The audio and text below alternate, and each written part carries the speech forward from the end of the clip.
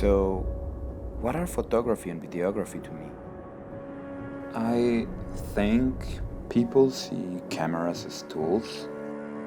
They use these tools to capture beautiful images. But for me, a camera is a little bit more than that.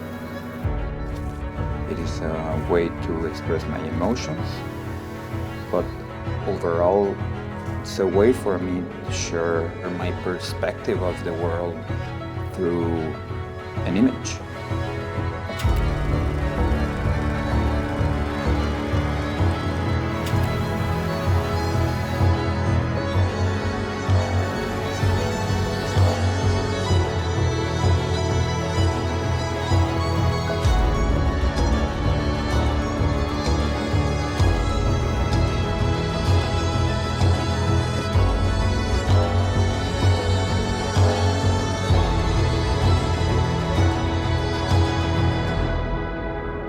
I'm a wildlife, lifestyle, and travel photographer and videographer.